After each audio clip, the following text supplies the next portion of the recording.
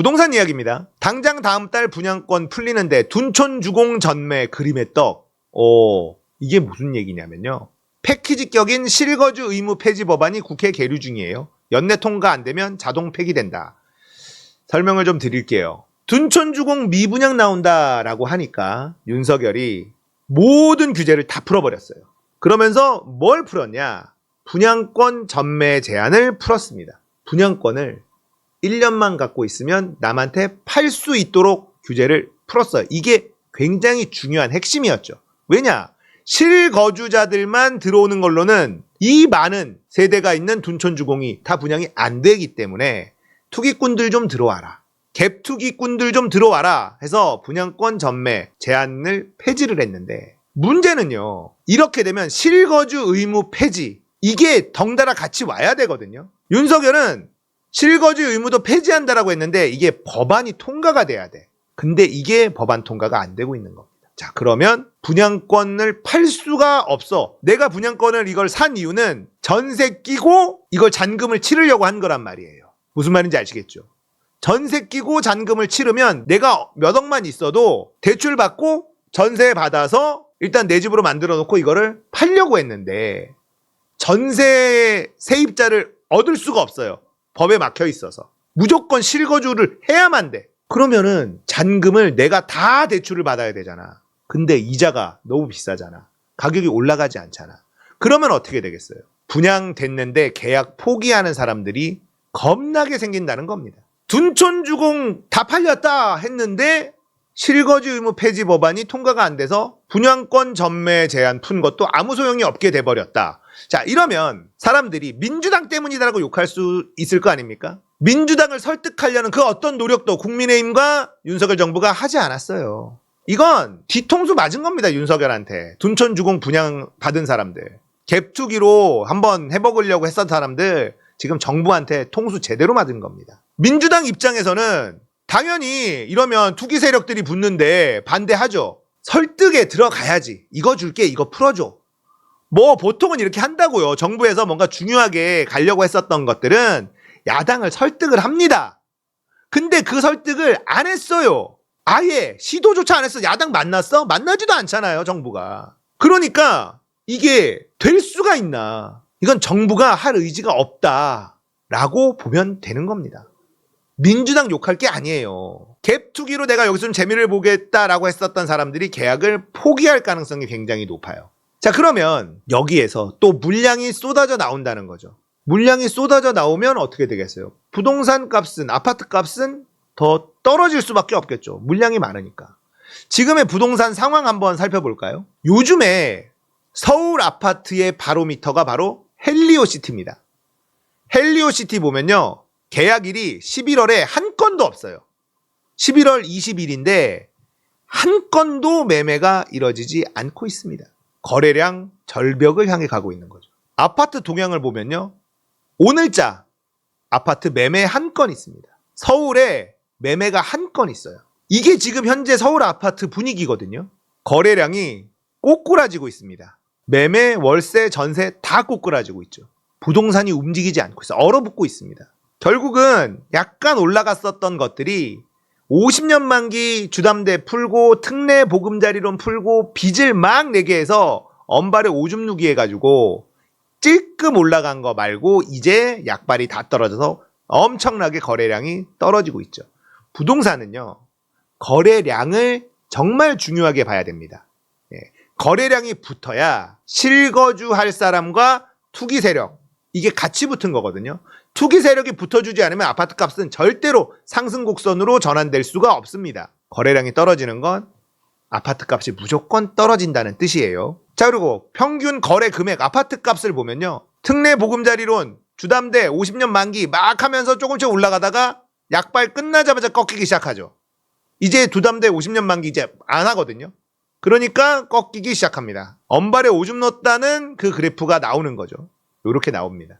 부동산 매매 거래량 보면 서울시 10월에 2163건인데 11월이 376건이에요. 지금 서울 아파트 거래량이요. 그리고 보면 작년에 1000건 미만으로 잡히면서 거래량이 절벽에 이르렀다가 빚을 내기 시작하면서 돈을 풀기 시작하면서 거래량이 늡니다. 1400, 2400 하다가 3800까지 올라갔다가 9월부터 꺾이기 시작하죠. 10월 확 꺾이죠. 11월 뚝 떨어집니다.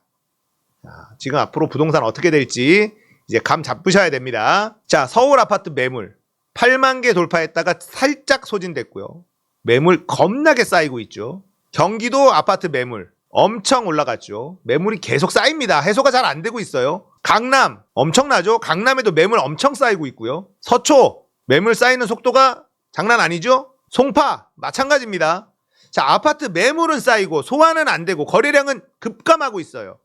그런 상황에서 둔촌 주공 분양권 전매 제한 품고 아무런 소용이 없다 이러면서 계약을 포기하고 해지할 사람들이 속속 나타날 거라는 신호가 나오고 있죠. 어떻게 되겠어요? 서울 아파트 값이 올라갈 수 있는 그 호재가 없어요. 아예.